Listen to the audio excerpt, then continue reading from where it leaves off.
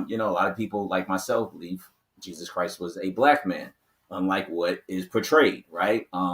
Just off the break, then you want me to read something that, again, has been changed throughout history, right? All of this happened primarily in the Middle East, in Africa.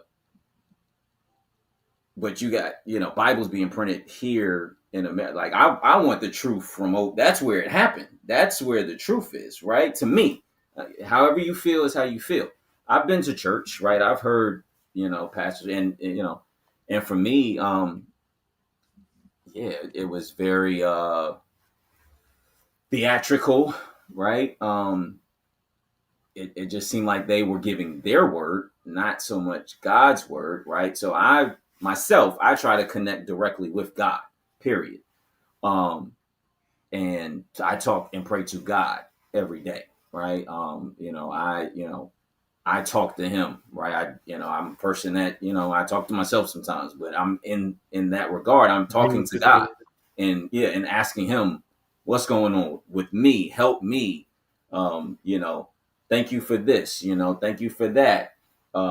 Hey, why the hell did this happen? Like what, and that's my dynamic, my relationship with God. I don't, I couldn't never see myself doing that with a pastor, solely because, again, there's been there's been evidence and proof. Not all pastors, but a lot of them, have their own agendas, and not, solely as God being the main one.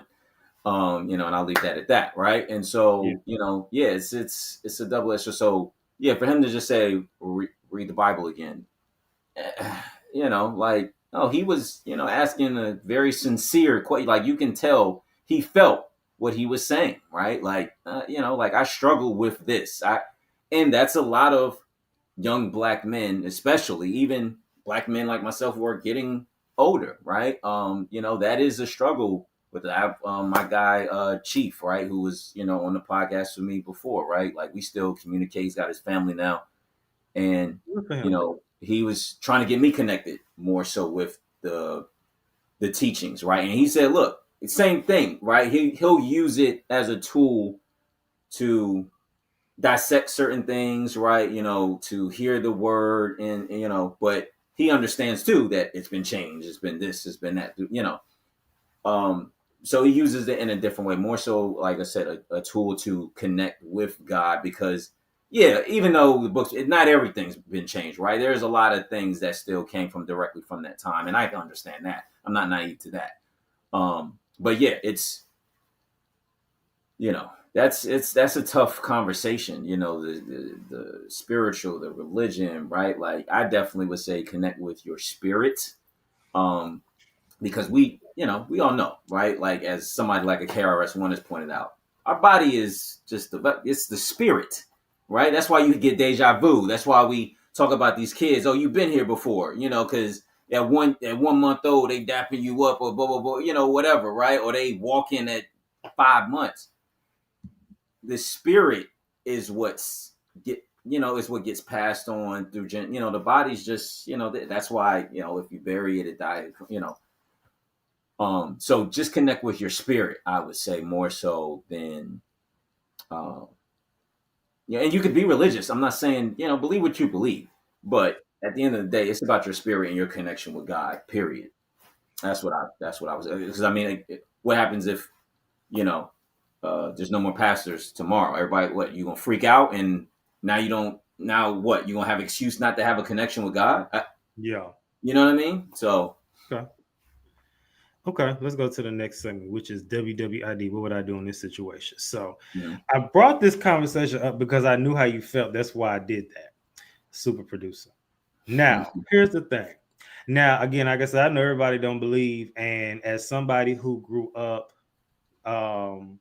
mom didn't become Christian. Well, said she was a Christian, but really didn't get into it until a little older. When I was a little older, and I grew up, my dad was Hebrew Israelite. So I had a whole different connection, and I would go to church with my grandma, who was Lutheran. Okay. So I also am very intelligent myself. And so when you do research and you see things that's not making sense, and for me, I wish And I know this sounds crazy. And like I said, I wish I could say, you know, I can go the route with people and tell them, you know, well, I got to question it because this, and the third. Because a lot of people question it, and I understand because I get it. Mm-hmm. I don't have that grace. When I tell you I have been inducted into supernatural things since I was a little boy, that Mm-hmm. proved to me that God was real, and Yeah. Yeah. and I think it's a blessing because I hear people with the church hurt stories, and I like to listen to them because, in another case, I can't relate to those stories because Mm-hmm. even the church I've been going to now since 2018, my pastor ain't crooked.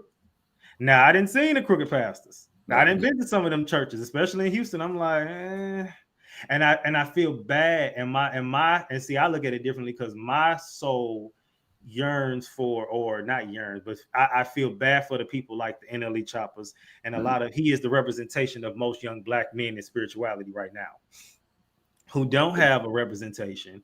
They are seeking to know, and then sometimes, and I really don't think Jonathan Majors meant it in a bad way. I really don't.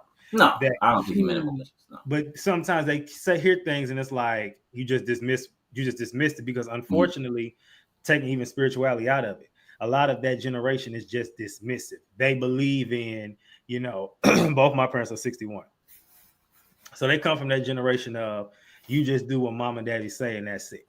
Mm-hmm. And so even when that situation, it's like, okay, well, dang, well, I'm trying to understand, and y'all not giving me no good answers.